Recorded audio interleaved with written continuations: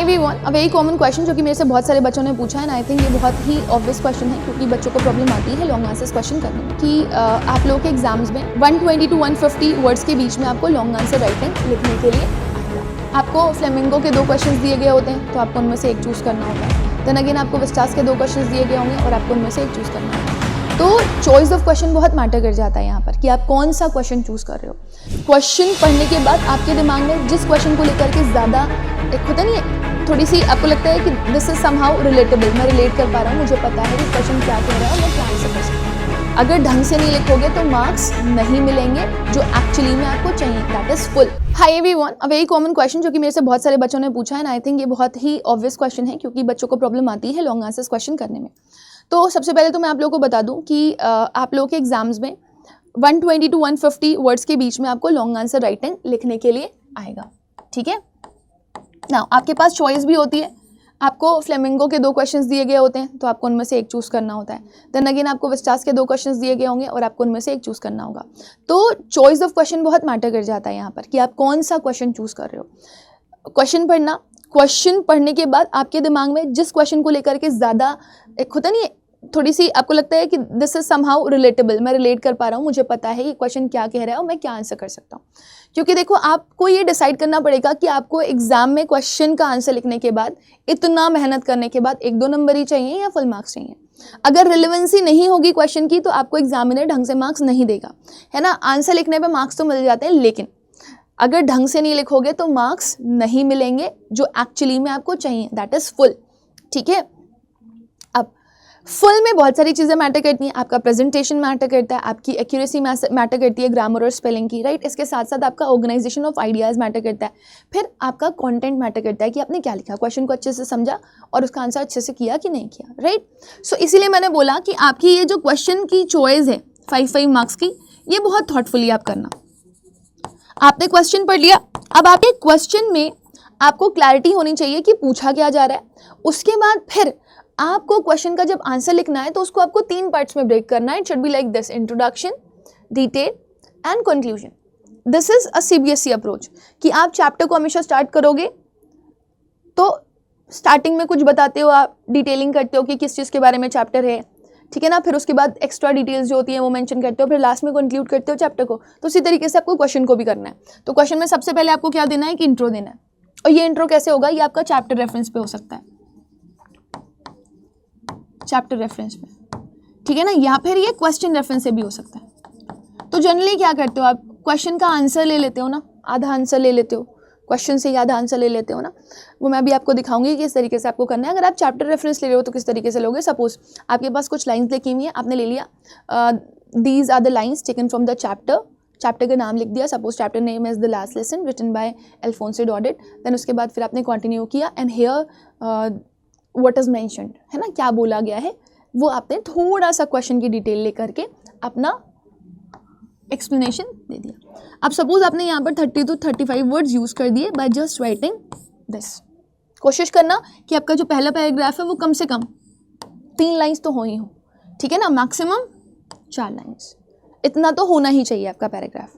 तो इतना आपका पैराग्राफ हो जाएगा अगर सिर्फ और सिर्फ आप क्वेश्चन का रेफरेंस लेकर के और चैप्टर का रेफरेंस लेकर के मेंशन कर देते हो। तो नेक्स्ट आता है आपका डिटेल वाला पोर्शन। ये बहुत ही इंपॉर्टेंट है क्योंकि डिटेल वाले पोर्शन में ना आपको 1 शॉट का आइडिया होना चाहिए, आपको डिटेलिंग करनी होती है। तो आपको डिटेलिंग के लिए बहुत अच्छे से पता होना चाहिए कि स्टोरी में क्या है, व्हाट इज इन स्टोरी, है ना, some story references, you will take some story clues, क्योंकि वहीं से ही आपको मिलेंगे, ठीक है ना। आपने स्टोरी रेफरेंस ले लिया, स्टोरी क्लू ले लिया, आपने 1 शॉट पढ़ा हुआ था, है ना, आपने कुछ की आइडियाज ले लिए, की पॉइंटर्स ले लिए, वो आपको यहाँ पर मेंशन करने होते हैं in the form of paragraph, ठीक है। अगर आपको लग रहा है कि कुछ स्पेसिफिक है, something which is to be highlighted, तो आप पॉइंटर्स में भी उसको लिख सकते हो, बट मोर ओवर आपको अपने एग्जाम्स में पैराग्राफ का यूज़ ज़्यादा करना होता है। अगर आपको लगे कोई भी ऐसा पार्ट है, कोई भी ऐसी चीज़ है जो कि आपको एग्जामिनर को स्पेशली हाईलाइट करनी है कि ये तो वो देखे ही देखे, मैंने स्पेशल रेफरेंस दिया है, तो आप उसको हाईलाइट कर सकते हो, क्योंकि जब एग्जामिनर कॉपी चेक करता है तो वो मेन पॉइंटर्स आपके ज़रूर चेक करता है। फिर लास्ट आता है आपका कंक्लूजन वाला पोर्शन, जिसमें आप इस तरीके के वर्ड्स यूज़ करते हो, दस, therefore, ठीक है ना, that is why, okay, that is why, so, इस तरह के कंक्लूडिंग वर्ड्स यूज करते हो। या फिर फाइनली, कंक्लूडिंगली, है ना, एट द एंड, इस तरीके से आप डिफाइन करते हो। इसको भी 3 पार्ट्स में लिखते हो जहाँ पर आपके खुद के आइडियाज़ आप पुट आउट करते हो। फाइन। तो suppose if you are going for the first part of the question, मैं आपके लिए लिख करके देती हूँ, अकॉर्डिंग टू द चैप्टर, ठीक है ना, XYZ written by A, B, C,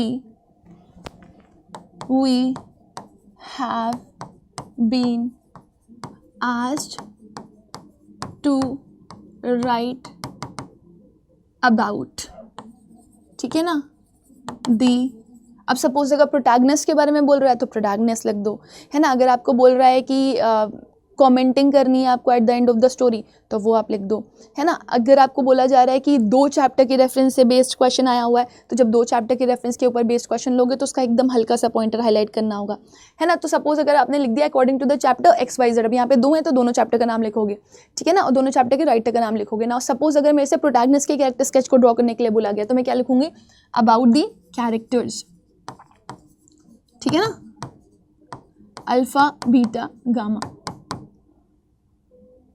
ठीक है ना, इन टर्म्स ऑफ किसी स्पेसिफिक चीज के ऊपर आपसे पूछा गया। आप देख रहे हो आपकी 4 लाइंस ऑलरेडी क्या हो रही हैं, कंप्लीट हो रही हैं।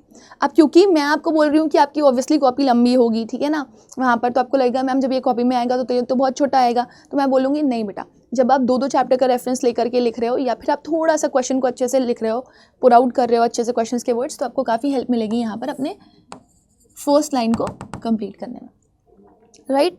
सेकेंड वाले पॉइंटर में आपने डिटेलिंग कर दी चैप्टर का रेफरेंस लेकर के, ठीक है ना। थर्ड वाले पॉइंटर में ऑब्वियसली आपको कंक्लूजन करना है, तो जो पॉइंटर्स मैंने बताया आपको, दस, देयरफॉर, फाइनली, ठीक है ना, एट द एंड, वो लेकर के आप यहाँ पर स्पेसिफिकली अपने थॉट्स पुट आउट करोगे। आपके यहाँ पर खुद के थॉट्स होने चाहिए। तो जब आप आंसर लिखते हो ना तो आपके कुछ ना कुछ अपने खुद के थॉट्स डेवलप होते हैं कि आपने क्या देखा, कि how they are relatable, how they are different, है ना, या फिर आप कैसे कह सकते हो कि this should be the part. तो आपका खुद का थॉट यहाँ पर आपको डेवलप करना पड़ेगा और उससे आपको अपना आंसर कंप्लीट करना पड़ेगा। अगर आप इतना लिख करके आ जाते हो आपको आराम से अपने एग्जाम्स में 5 मार्क्स मिल जाएगा। और अगर मान लो आपका प्रेजेंटेशन बहुत अच्छा है तब तो आपको फुल मार्क्स कोई रोक ही नहीं सकता, आपकी एक्यूरेसी अच्छी है तब तो आपको कोई फुल मार्क्स रोक नहीं सकता। बट अगर सपोज आपसे थोड़ी बहुत ग्रामेटिकल एरर्स हो गई हैं या फिर आपके एग्जाम्स में आपने जो प्रेजेंटेशन है वो बहुत अच्छा नहीं किया तो भी एग्जामिनर 4 to 4.5 मार्क्स आपको यहाँ पर दे देता है फॉर द क्वेश्चन, क्योंकि आपने जो चैप्टर के रेफरेंसेस यूज़ किए हैं, आपने जो क्वेश्चन का ऑर्गेनाइजेशन किया है वो बहुत अच्छा है। अब ये देखो, ये CBSE की तरफ से आपका पूरा जो लॉन्ग आंसर का फॉर्मेट है वो यहाँ पर दिया गया है कि किस तरीके से आपको लिखना है। तो कंटेंट के 2 मार्क्स है, एक्सप्रेशन के 2 मार्क्स है, एक्यूरेसी का 1 मार्क्स, ठीक है ना। अब देखो यहाँ पे लिखा हुआ है डिस्क्रिप्टर्स फॉर कंटेंट, आपको क्या क्या लिखना है। So they have said you have to be sustained, clear, well developed, personal response to task, well developed and justified arguments and evidence for the characters you have to write, जिसके लिए आपको 2 marks मिल रहे हैं। Largely a reasonably well developed personal response to the task, clear justification with arguments evidence for the characters. So you should be very very sure कि जो भी आप एविडेंसेस दे रहे हो, है ना, या फिर जो भी जस्टिफिकेशंस दे रहे हो, जो भी आप आर्ग्यूमेंट्स दे रहे हो, वो बहुत क्लियर होने चाहिए, अकॉर्डिंग टू द चैप्टर होने चाहिए, या फिर अगर आप खुद के थॉट्स डेवलप कर रहे हो वहाँ पर तो वो भी बहुत जस्टिफाइड होने चाहिए, ठीक है ना। इसके अलावा fairly competent personal response to the task, clear justification with restricted arguments evidence for characters. तो आपको इन सब चीज़ों का खास ख्याल रखना होगा। लिमिटेड अवेयरनेस होनी चाहिए आपको, ठीक है ना, लिमिटेड जस्टिफिकेशन होना चाहिए, रेलेवेंट्स आर्ग्यूमेंट्स होने चाहिए। इसके बाद carefully it should be structured with a beginning, middle and end, with highly relevant ideas presented cohesively. तो आपका एक स्टार्टिंग, एक मिड पोर्शन और एक एंड होना चाहिए प्रॉपर।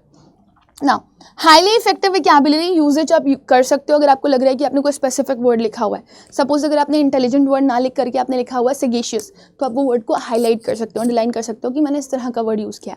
आपने केयरफुल की जगह पे वर्ड यूज़ कर दिया वेरी। अगर अच्छी वोकैबुलरी आप यूज़ कर रहे हो, बोलते नहीं है extra marks for extra good hand writing, यहाँ पर एक्स्ट्रा मार्क्स मिल जाते हैं आपको अगर आपने अच्छी वोकैबुलरी यूज़ करी होती है। तो जनरली ऐसा देखा गया जो टॉपर्स की कॉपी होती है और जो नॉर्मल कॉपीज़ होती हैं उसमें आप देखोगे डिफरेंस कि जो बच्चा है जिसने लिखा है उसने अच्छी वोकैबुलरी का यूज़ किया। ऐसा भी नहीं कि वो आउट ऑफ द बॉक्स चली जाए, बट हाँ it should be good.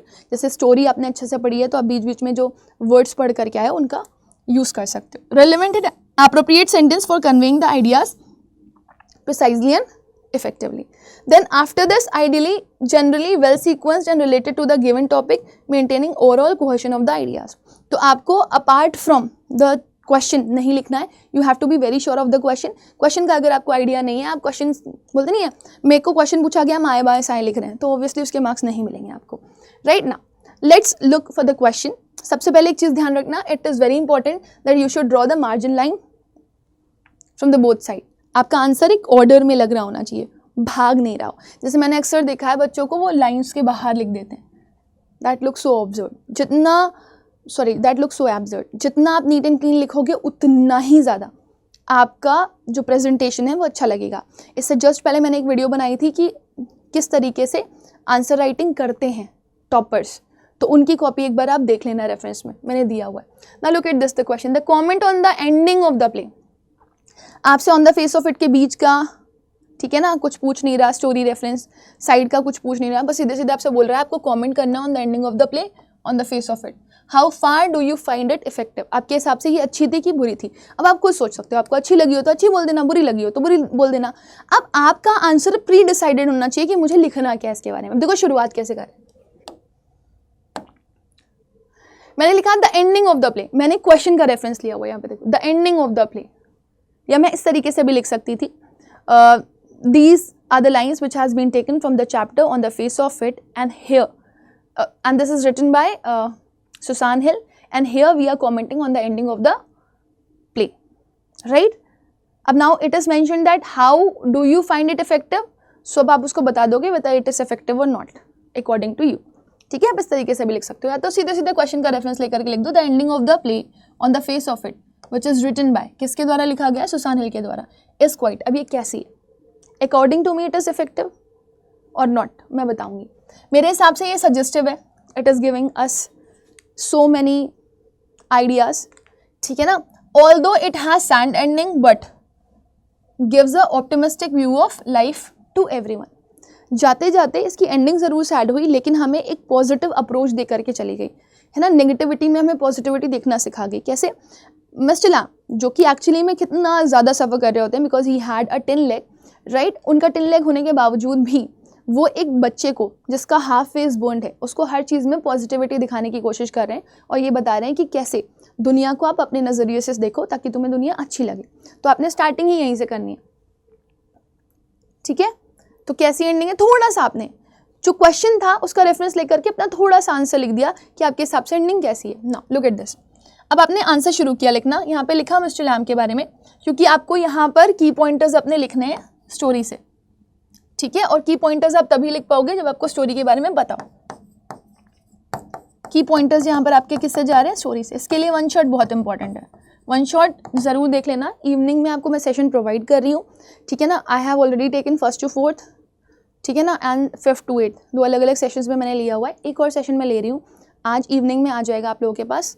That is of pome, तो वो ज़रूर वॉच करना. देखो यहाँ पे क्या लिखा हुआ, mister Lam who has been picking apples falls down along with the ladder. ये एंड वाला पार्ट ही है, क्योंकि एंड के बारे में बात करिए ना तो हम एंड को ही उठा रहे हैं. तो मिस्टर लैम के साथ क्या हुआ था, मिस्टर लैम एप्पल पिक करने के लिए सीढ़ी उठाते हैं. As Derry enters the garden he finds total silence pervading there. He is surprised and shocked to see mister Lam on the ground. He hopes it is all right. He kneels near mister lamb and announces that he has come back and he is there. तो आपको ये पूरी story बतानी पड़ेगी कि कैसे Mr Lam Apple pick करने के लिए लैडर से ऊपर चढ़ते हैं. इतने में डेरी की एंट्री होती है. वो देखता है कि थोड़ी बहुत आवाज़ आती है किसी के गिरने की. वो जाता है, कहता है मिस्टर लैम देखिए मैं आ गया, मिस्टर लैम देखिए मैं आ गया. और जब वो मिस्टर लैम के पास जाता है तो वो देखता है मिस्टर लैम नीचे पड़े हुए हैं. अब जब मिस्टर लैम नीचे पड़े हुए हैं तो उनको उठाने की कोशिश करता है. मिस्टर लैम उठिए, देखिए मैं आ गया हूँ. So this mister lamb and announces that he has come back, he is here. Now he implores the old man to get up and talk. वो उठाता है मिस्टर लैम को. As the old man does not respond to Derry repeated request he begins to weep. और जब वो बार बार request करता है mister lamb से उठने के लिए, मिस्टर लैम नहीं उठते हैं तो वो रोने लगता है, राइट. अब जब वो रोने लगा तो आपको क्या लगा, आपको क्या पता चला, बड़ा ड्रामेटिक सा लग रहा है ना, चीज़ें बड़ी ड्रामेटिक सी हो रही हैं. एक सीन चल रहा है, ठीक है ना. क्या सीन चल रहा है, the old man with the ladder under him is a Christ like figure. वो आदमी, ठीक है ना, with the ladder under him, जो उसके नीचे होता है, वहाँ पे जो नीचे पड़ा हुआ होता है वो आदमी उसके लिए क्राइस्ट लाइक फिगर होता है, मतलब जिससे उसने बहुत कुछ सीखा है ना, वो उसके लिए भगवान से कम तो नहीं है ना, क्योंकि वो उसको बहुत कुछ सिखा करके गया। तो एंड थोड़ा सा ड्रामेटिक है कि वो बंदा जो उसके लिए इतना कुछ करके गया वो अब नहीं है। It has sad ending, no doubt, ये आप अपनी लैंग्वेज में लिख रहे हो, but it does not spread gloom. End होते होते भी इसने ग्लूम नहीं फैलाया, सैडनेस नहीं फैलाई। The old generation has handed over the charge to the younger one. जो बूढ़ी जनरेशन थी या जो पहले वाली जनरेशन थी, उसने अपना जो चार्ज है वो किसको दे दिया है? न्यू जनरेशन को। तो ये किसको दिया गया है? ये दिया गया है डेरी को। ये आपके खुद के थॉट्स होंगे जो आप डेवलप करोगे। It is like a soldier making an exit with the satisfaction of mission accomplished. अब कोई भी रेफरेंस ले सकते हो आप। ये तो बिल्कुल वैसे ही हो गया जैसे कि राजा महाराजा अपनी संपत्ति है ना, अपना थ्रोन किसको दे करके जाते हैं? प्रिंस को। तो आप कोई भी एग्जाम्पल लिख सकते हो, सोल्जर ने किसी को दिया, ठीक है ना, या फिर हमारे मार्टियर्स हमको दे करके गए, इस तरीके से। The old man has handed over him philosophy of life to Derry and inspired him to find out what he wants to be. तो उन्होंने एक प्रॉपर फिलोसफी सिखाई लाइफ की, डेरी को इंस्पायर किया कि तुम अपनी सर्च करो, हुआ यू, ठीक है ना, और यहाँ पे तुम क्यों हो, तुम्हारा होने का पर्पस क्या है। नाउ जब आप एंड करोगे, सो लुक एट दिस, आपने थर्ड पैराग्राफ में अपने ओपिनियंस दिए। अब आपकी मर्जी हो तो आप यहीं पर ही एंड कर सकते हो, इस लाइन को मर्ज करके।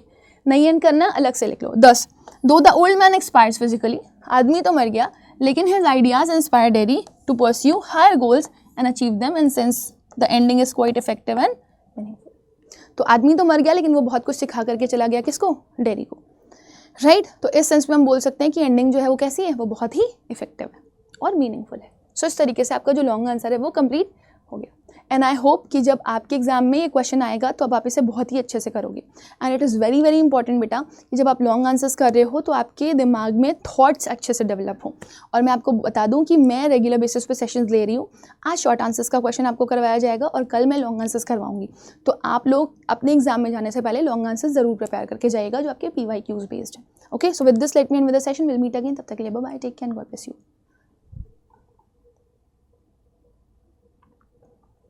वन मोर थिंग, आप मुझे बताइएगा कि आपको ये स्ट्रैटेजी कैसी लगी और आप इस पे प्रैक्टिस कर रहे हो कि नहीं कर रहे हो, so that I can at least get into it कि आप ये सेशंस जो हैं वो इफेक्टिवली वॉच कर रहे हैं और ये आपको हेल्पफुल है।